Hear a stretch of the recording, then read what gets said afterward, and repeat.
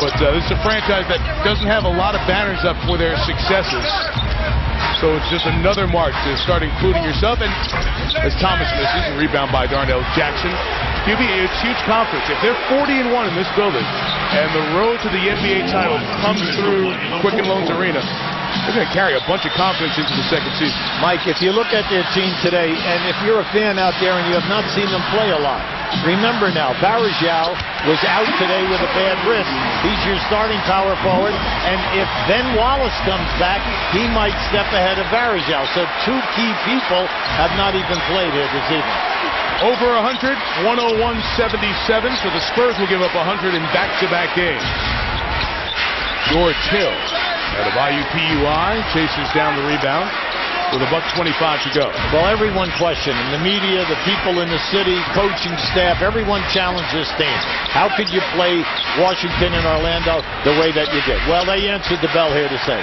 We told you that they are number one in fewest points in this building, 87 a game. Right now, 77 for San Antonio. 41% shooting percentage, and that's where they're hovering. Right now, San Antonio's been 41 or 42 most of the game. So the team responded. Then LeBron James put the team on his shoulder, got him off to a great start, and then your two guards, and West and Mo Williams just had a sensational ball game. They each had 22 points. Terrence Kinsey checks in as West gets a hand. Hugh, let me ask you a question as a coach here. The Cavaliers are off until they play Washington Wednesday and Philly on Friday. If they win both of those games, and the game's at Philly, then they would have the #1 seed locked down before the Sunday game on ABC against the Celtics. Do you play all out? Mason gets a steal here after the basket. Well, play all out and go for the 40-1 at home? Well, no, I don't think that's really a main concern. But I think that if the players, if LeBron James came to you and the main guys, he said, look, we would like to really get that and tie that record. I think Mike would do it and then play his guys maybe the same amount of minutes, and then all of a sudden you get to the beginning of the fourth quarter, then you make another decision at that time. So take maybe they play Boston here on Sunday, then they have a road game, a back-to-back Monday against Indiana. If you've got the #1 seed locked down and you want to take care of the home stuff, rest the guys on a Monday road game. Yes, but see, because you have to remember now, Boston is in a battle with Orlando, and you do not want to give away a win to a team that is in that type of competition. Good point.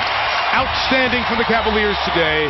They shoot 53% from the field and sweep the season series against the Spurs, winning by 20, 101-81. Actually, let's have a couple of tenths of a second left because there was a shot clock violation.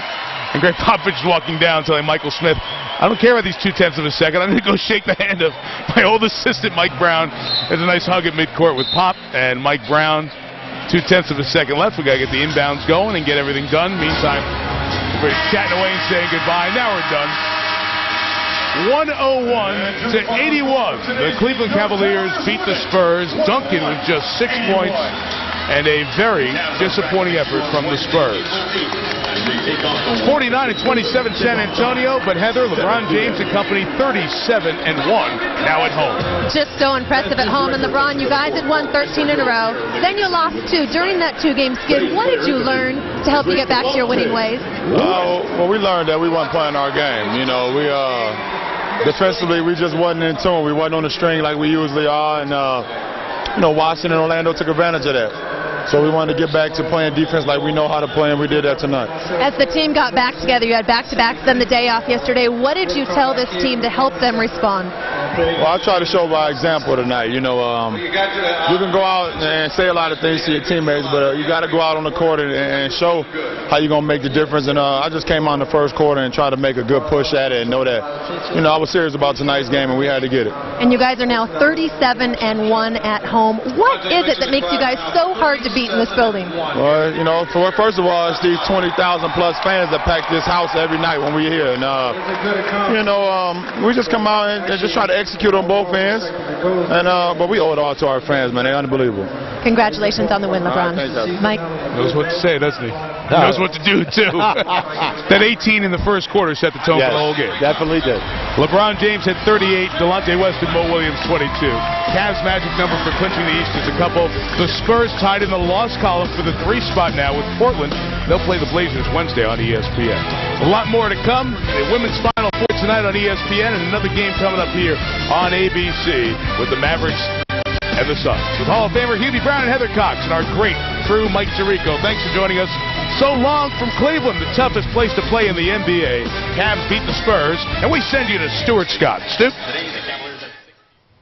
So LeBron James and company avoid the first 3-game losing streak of the season, and they still have their eyes set on a 40-1 home record at the end of the regular season. Stuart Scott, Mike Wilbon, John Barry, Avery Johnson. We're getting you set for Game 2 of our doubleheader, the Phoenix Suns and the Dallas Mavericks. Right now, the Phoenix Suns are 3 games out of that last playoff spot out west. Very few people, including John Barry, believed a week ago that they even had a shot of making the playoffs.